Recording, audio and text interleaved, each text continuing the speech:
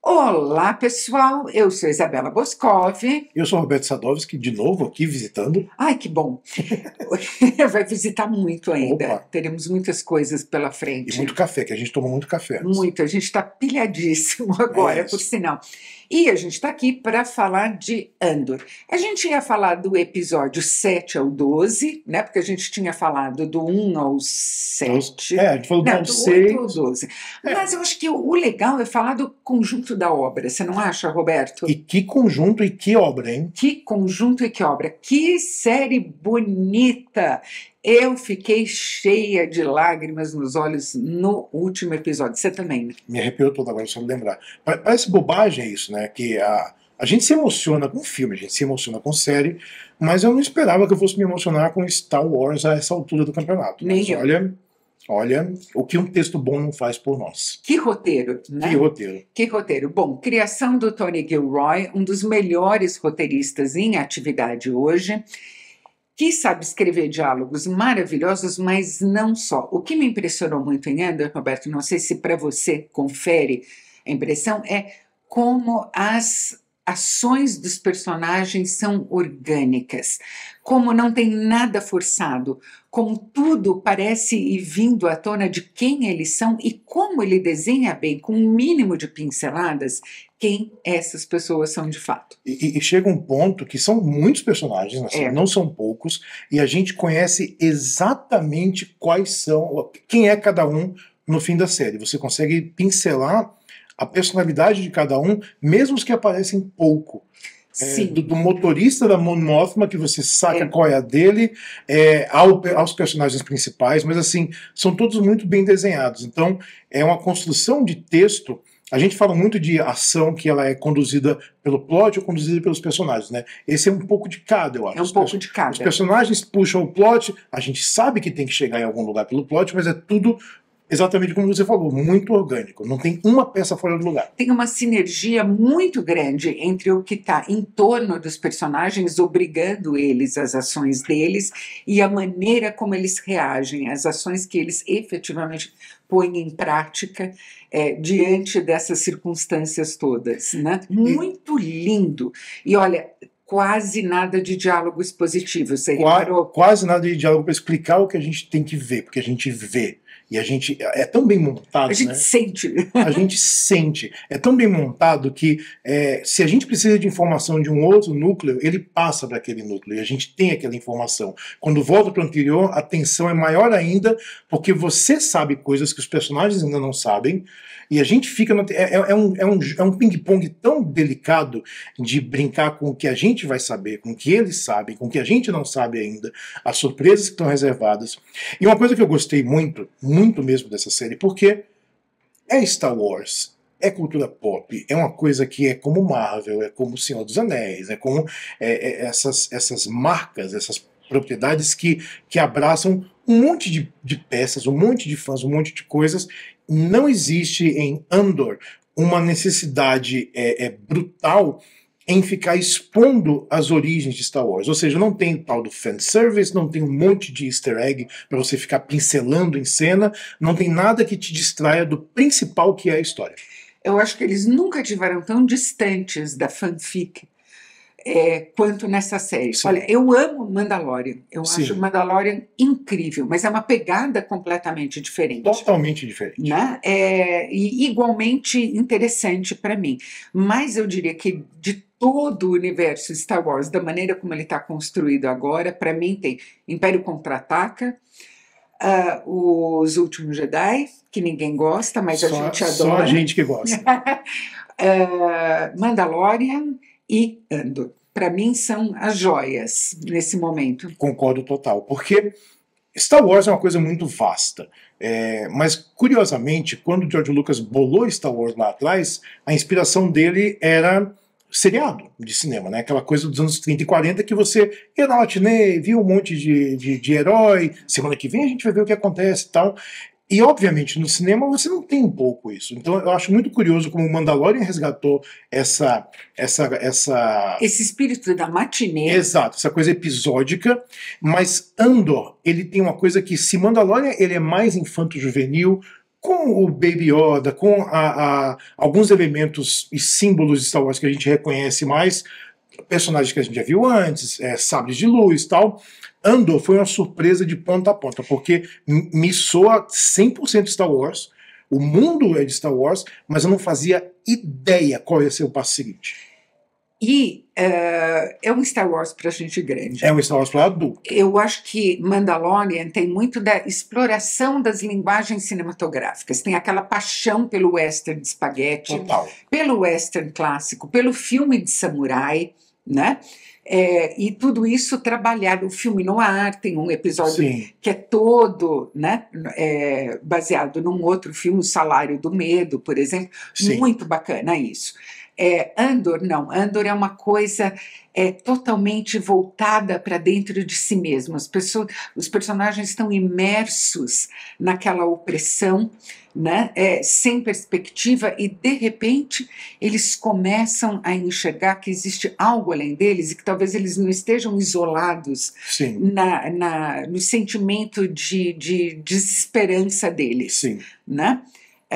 Eu acho que ele volta totalmente às origens de Star Wars, no seguinte sentido também. O primeiro filme de Star Wars, a inspiração confessa e nítida do George Lucas, era a Guerra do Vietnã. Né? De como um grupo muito menos bem armado, muito mais pobre, muito mais... guerrilha. Sim, um grupo que não tem outra alternativa a não ser a guerra de guerrilha, né? Vence ou tenta vencer e faz estragos muito grandes em um império, né? Um império militar e industrial e econômico. E poderosíssimo. Poderosíssimo.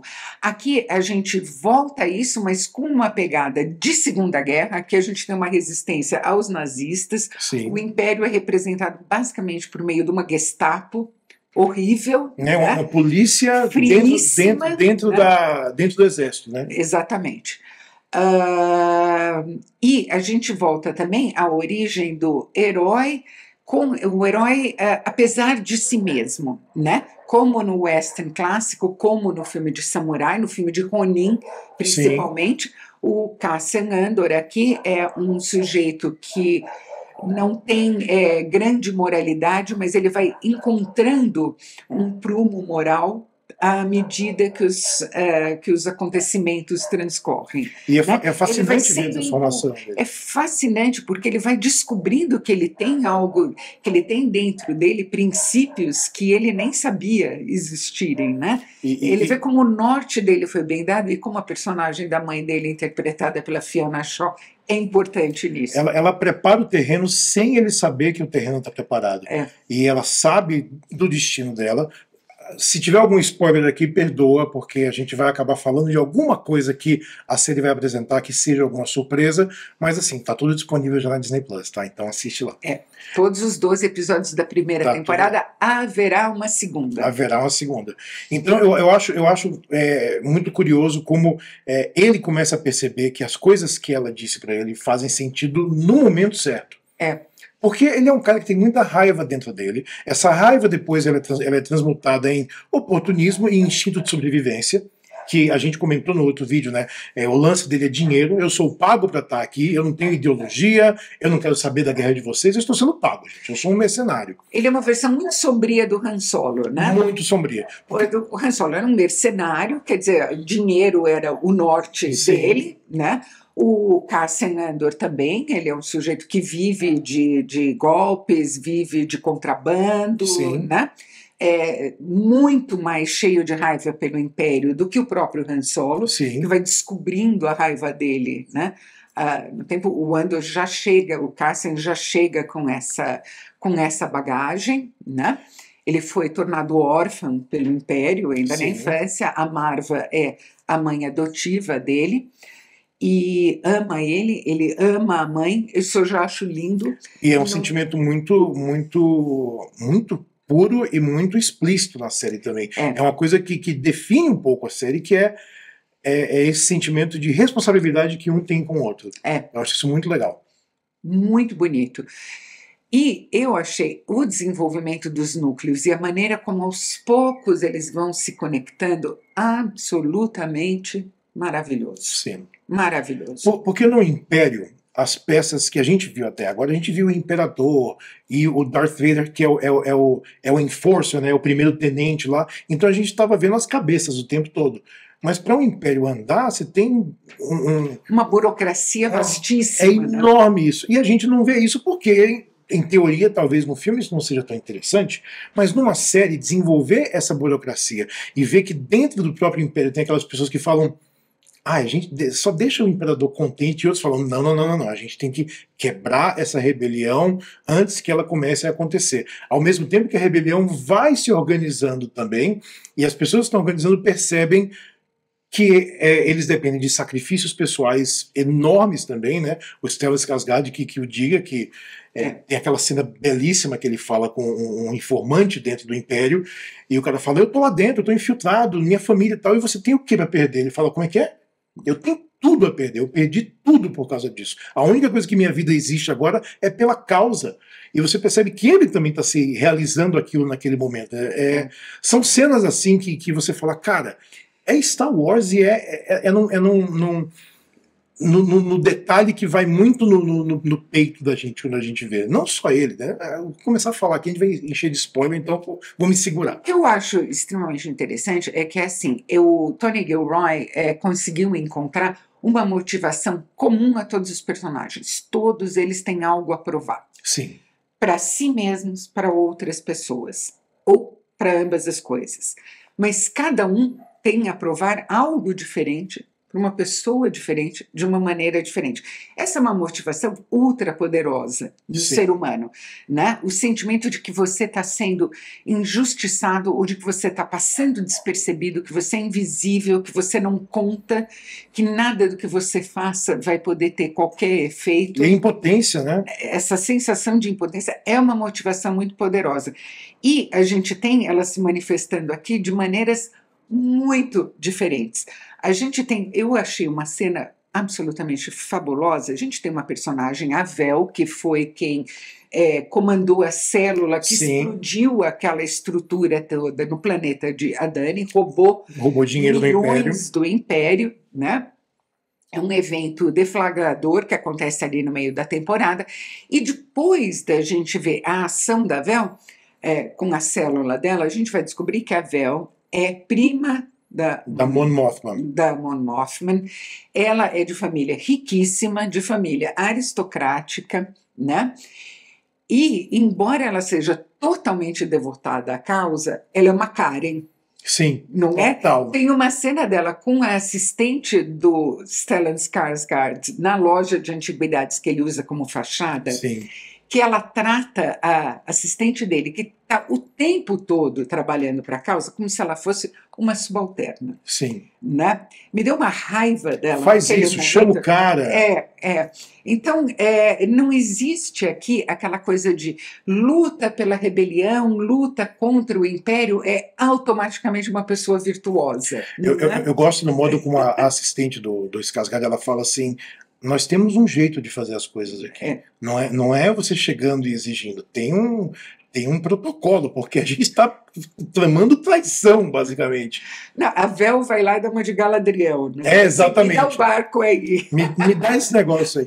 Tem uma cena dela que eu gosto muito com a própria Mon Mothma, que quando a gente descobre que elas são primas, né? Que ela fala, a Mon Mothma fala para ela assim: você precisa finge um pouco que você é patricinha, finge que você é desmiolada e só está aqui gastando seu dinheiro. A gente precisa fazer com que a poeira abaixe um pouco.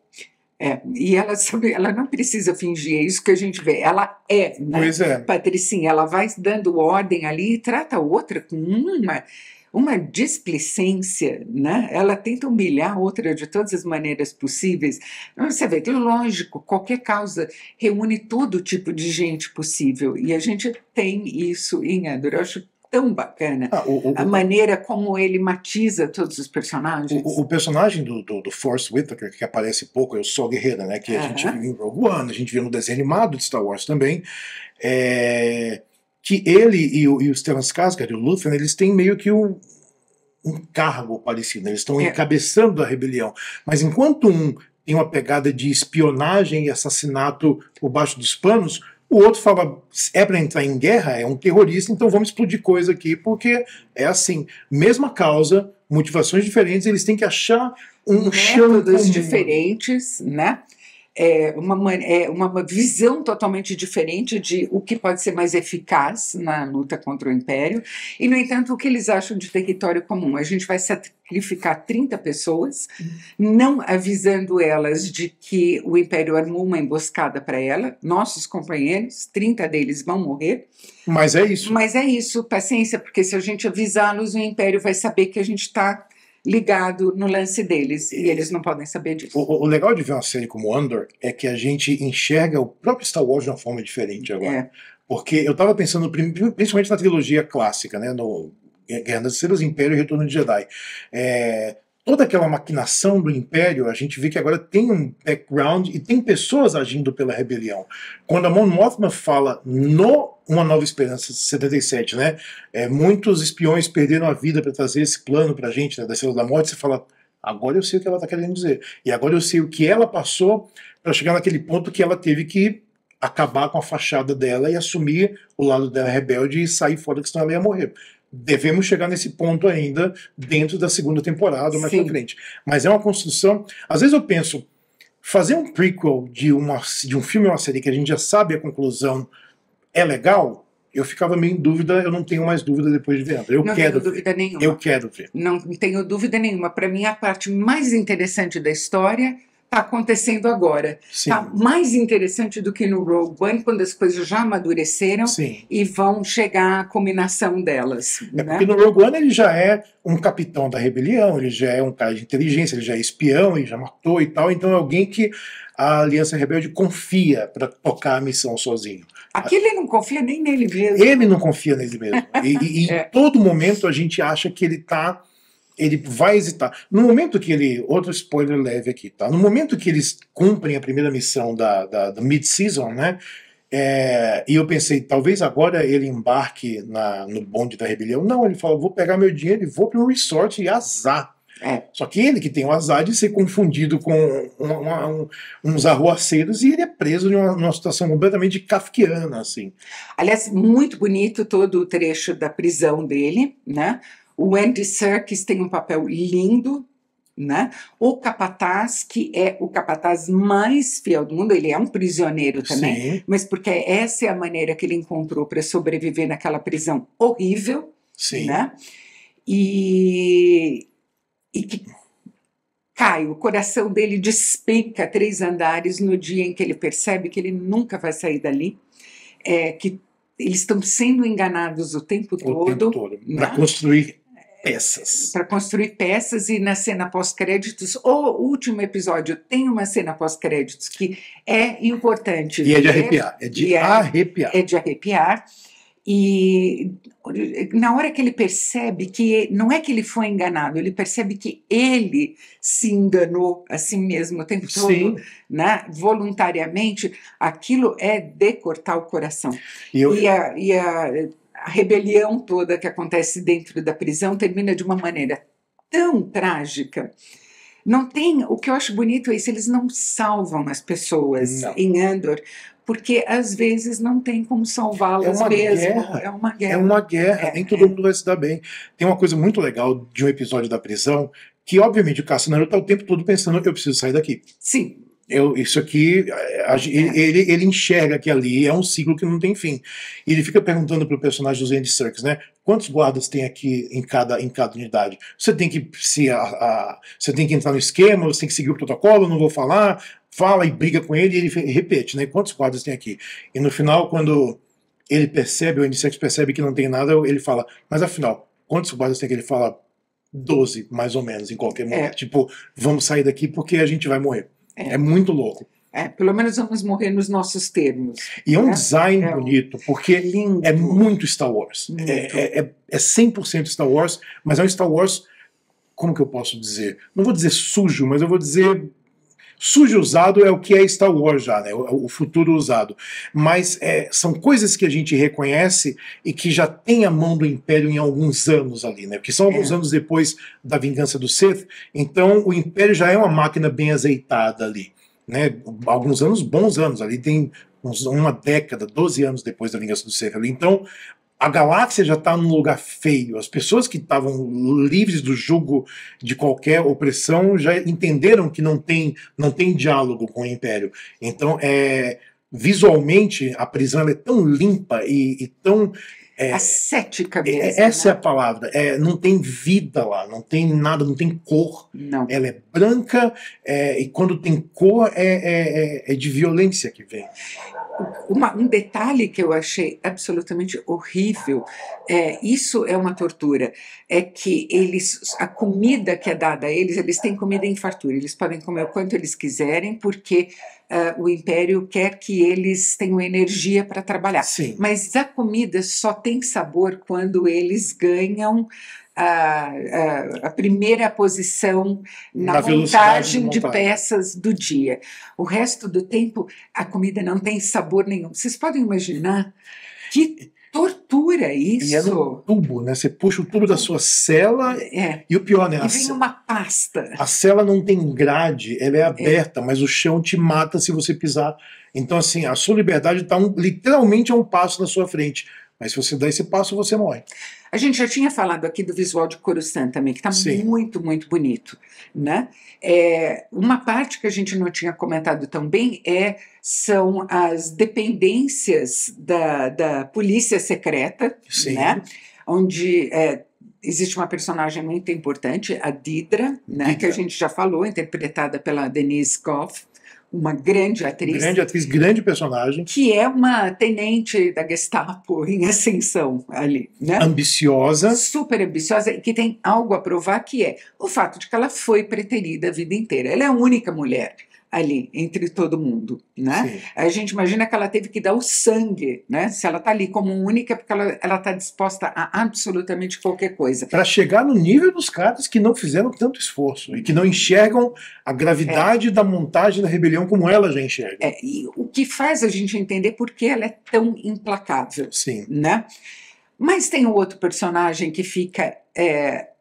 que idolatra ela, que é aquele tenentinho que estava que vai para Ferrix tentar capturar o Cassian Andor. E que dá aquela caca logo no começo. Dá uma caca, ele é demovido, ele perde o emprego e ele tem que voltar a morar com a mãe, que é uma pessoa diminuta. Sim. E que humilha ele de manhã até a noite. Passiva-agressiva, né? Passiva-agressiva. Meu filho, eu só quero o melhor para você, e lasca em cima dele, né? Ela é uma mãe castradora mesmo. E ele eu acho que é o personagem que mais tem uma coisa a provar para ele e para todo mundo, porque ele também enxerga que existe uma teia de acontecimentos ali que tá fugindo da visão da chefia, né? Tipo, tem alguma coisa aqui. O que eu acho bacana é que na primeira parte, quando a gente viu ele até dar a caca, né, em Ferrix, a gente estava falando daquele vilão típico, aquele sujeitinho Caxias que está ali se lambuzando com o pequeno poder dele, né? Tá naquela egotrip de gente com pequenos poderes. Mas quando a gente conhece a mãe dele e vê como deve ter sido a vida dele junto dessa mãe, a gente começa a entender ele também. Não vou dizer que eu senti pena dele, não. Mas uma certa empatia. Mas sim, a gente entende e fala, nossa, esse sujeito foi tolhido a vida inteira. E continua, né? E continua, ela não desiste, ela não cansa. Eu vou falar com fulano, ele vai te dar um emprego, não se preocupa não, você não vai fracassar. Ele assim, eu posso fazer sozinho. Não. Fulano vai te dar um emprego. Sem mim você vai fracassar. É um personagem... E ele tem um momento de redenção aos olhos dele também. E é um personagem que eu tô muito curioso para ver para onde ele vai na próxima temporada. Porque O 12º episódio dessa primeira temporada é uma paulada, mas não é uma paulada de ação. É uma paulada de tensão crescente que a gente não sabe o que vai acontecer. É montagem, é diálogo, alguma coisa está acontecendo e a gente, assim, pelo amor de Deus, aconteça alguma coisa, Não, porque e foi muito, tá muito difícil. bonito.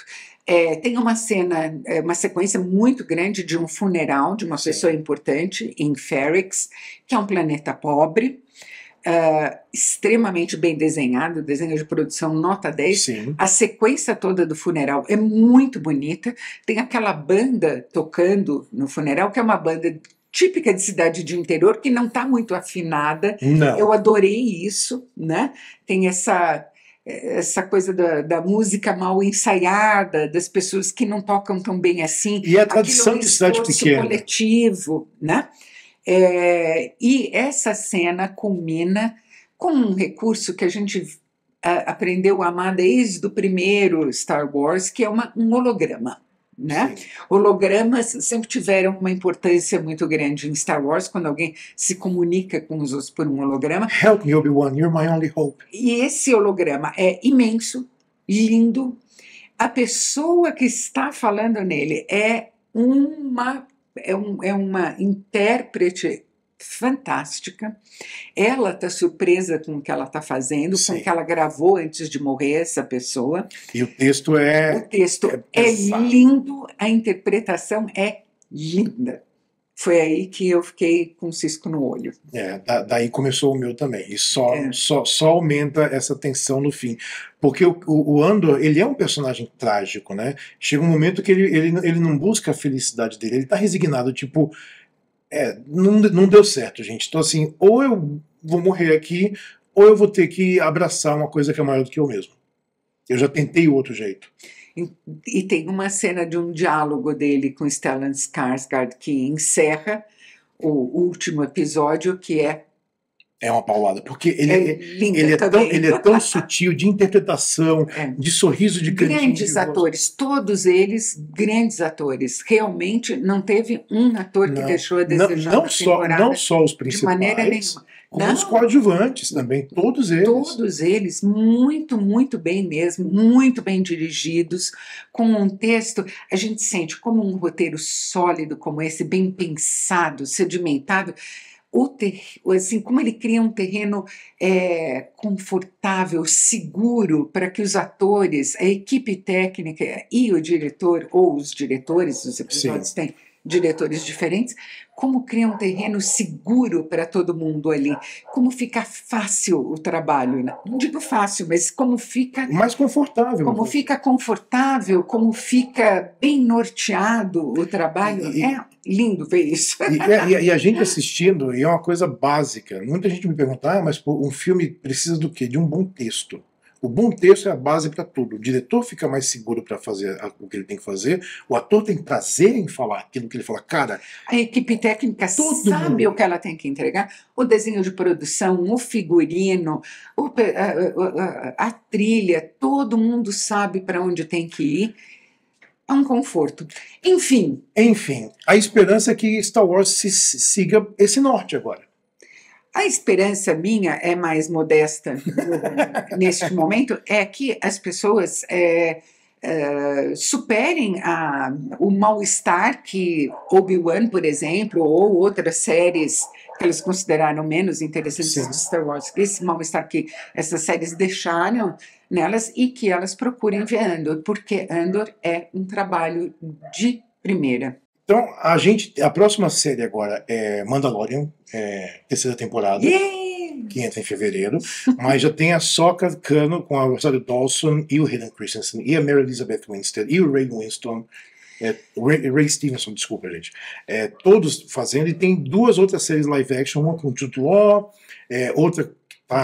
Vamos ver no que dá. Uma a gente vai comentar. Mas eu pessoalmente estou felicíssima com esse triunfo criativo que foi Andor para mim. Fiquei muito feliz. E eu espero sinceramente que as pessoas assistam, porque é uma série que merece, foi feita com todo o cuidado e ela merece ser prestigiada. E é Star Wars, gente. É Star Wars sem tirar nem... Star Wars, mas é Star Wars um degrau acima, não é? Isso. Muito bem, pessoal, muito obrigada por assistirem. A gente volta com um novo tema a discutir, ainda a ser decidido. Discutiremos um tema para eu voltar aqui, porque o café sempre é bom, a companhia é melhor ainda. Digo mesmo. Tchau, pessoal. Tchau.